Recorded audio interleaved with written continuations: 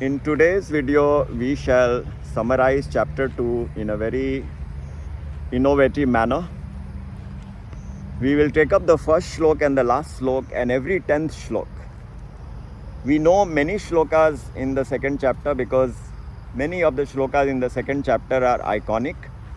Many of us remember them, but today we shall focus on every 10th shlok because every 10 shlokas will give us the complete idea of the segments of the knowledge in the chapter. So second chapter is Sankhya Yoga, analytical study of the spiritual science spoken by Shri Krishna. After Krishna has heard Arjun for a long time in the first chapter, which has 47 shlokas, if I remember correctly. And Arjun has lamented, Shri Krishna has heard, and in the second chapter, it starts with Sanjay's statement, Sanjay's words to Dhritarashtra. Tam tatha kripyavishtam ashupurna kulekshanam vishidantam idam vakyam uvacha Madhusudana. O Madhusudan, O Dhritarashtra, this is what Madhusudan, the killer of the demon Madhu, that's why he is called Madhusudan. He spoke after seeing Arjun in full of tears in his eyes. And then in the 10th shloka, 10th verse, again Sanjay tells Dhritarashtra, Tamu vacha Rishikesha prahasanniva bharata ubhyo rur madhye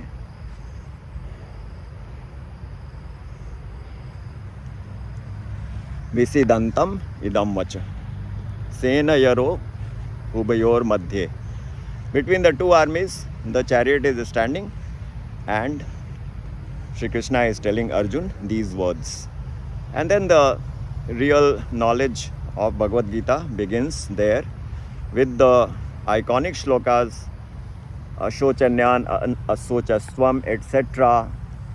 Nasato Vidyate Bhavo. But we are not concentrating on those shlokas. We'll go into 220, which is Jayate na jayate mriyate va kadachin nayam bhutva bhavita va na bhuya ajoyam shasvatoham purana na hanyate hanyamane sharire.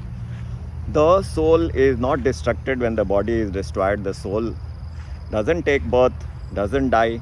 It is eternal, it is unborn, it is infinite.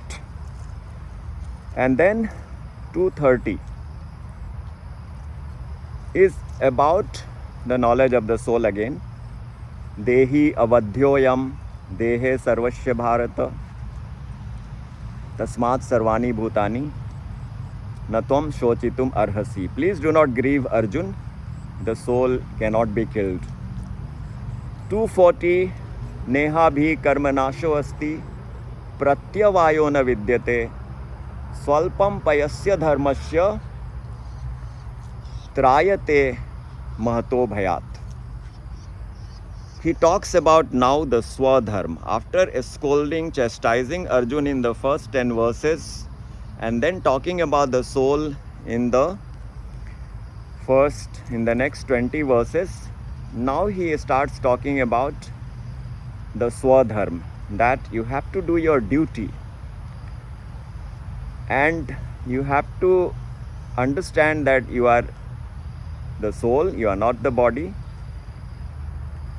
And if you work with that knowledge, a little effort will save you from the greatest danger.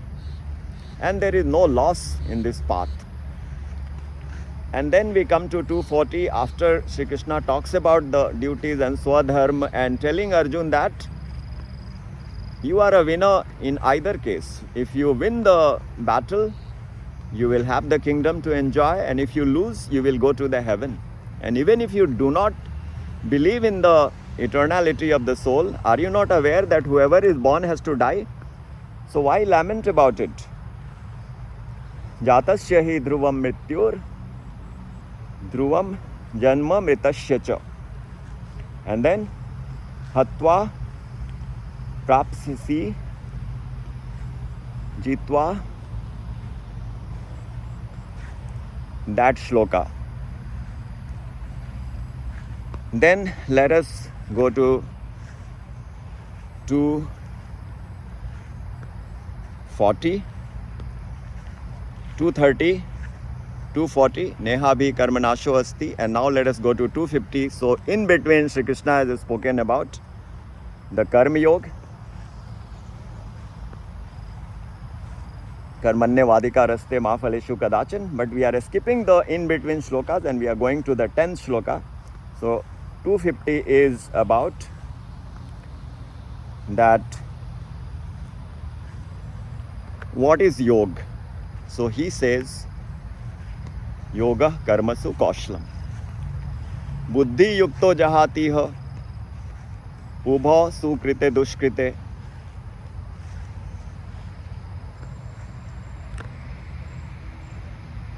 tasmad yogaya yujyasva yoga karmasu kaushalam. Doing work in this particular method is yoga. Let us go into 260. Here Krishna talks about the control of mind, sthit pragya, etc. The famous shloka Prajahati Yada Kaman that we have skipped. But if we look at 260, it talks about Yatato Yapi Kaunteya Purushasya Vipaschitaha Indriyani Pramathini Haranti Prasabham Mana. Very important shlok that even if someone is very intelligent, even he is subjected to losing out to mind because the senses are so strong that it can take away the intellect and the discriminatory power of even the most intelligent person. So mind management, sthit pragya, how to control the mind, and then 270, iconic shlok, which is about Pravishanti Sarve Apuryamanam Achalam Pratishtham Samudramapa Pravishanti Yadvat Tadvat Kamaya Pravishanti Sarve Sashantim Apnoti Nakama Kami. Like thousands and thousands of rivers are entering the ocean, but the ocean remains undisturbed, calm and tranquil. Similarly, we have to have the mind of the yogi, that thousands and thousands of desires are entering our mind, but we remain undisturbed. This is what Shri Krishna says in the 70th shloka, and the last shloka of this chapter, 72, says Esa Brahmi Sthiti Partha Nainam Prapya Vimuhyati Sthitva Syamanta Kalepi Brahma Nirvana Richati. So, Shri Krishna is concluding the chapter by saying that by working with this mindset, with this philosophy of Karma Yoga, even at the last moment, if one remembers this knowledge, he will attain Brahma Nirvana, complete bliss, complete peace. So this is a little summary and update from the previous summary in this year. So we will do a summary of every chapter in this particular method, wherein we are telling the Bhagavad Gita students and lovers to memorize the first verse and the last verse of the chapter and every 10th verse. So when we learn the first and the last verse and every 10th verse, and we will be able to retain the knowledge of those verses, and then we will also get a fair idea of the verses in between. So second chapter is the second longest with 72 verses. The longest chapter is 78 verses in 18th chapter. So today we covered 2:1, 2:10, 2:20, 2:30, 2:40, 2:50, 2:60, 2:70 and 2:72, giving a bird's eye view of the meaning of those verses, and that gives us a fair idea about the topics that is covered in the second chapter. First 10 verses about chastising of Arjun, and Arjun still lamenting. And in the next 10 verses, Sri Krishna is starting to tell Arjun the Tattva Gyan, the basics of the knowledge of Sankhya Yoga, the analytical study of the spiritual science. And then in the next 20 verses, he talks about the immortality of the soul. And then he talks about Karma Yoga. No, before that he talks about the Swadharma, and then he talks about the Karma Yoga, and then he talks about Sthit Pragya, the mind management, how we should become like a tortoise. In the danger, the tortoise contracts its limbs. Similarly, we have to become alert and control our mind.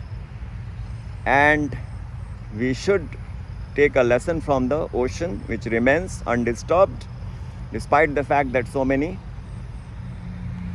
rivers are entering it all the time. Our mind should be tranquil and peaceful, and we have to train it to become controlled. And finally, the last slok, which is about attaining Brahma Nirvana, the highest bliss and peace, even at the time of death. If someone remembers this knowledge, it is so beneficial. So hope this method will appeal to you all, and please do send your feedback. And if you are happy to appreciate this methodology for learning Bhagavad Gita, your ideas, your feedback will be most welcome. Take care. See you in the next video.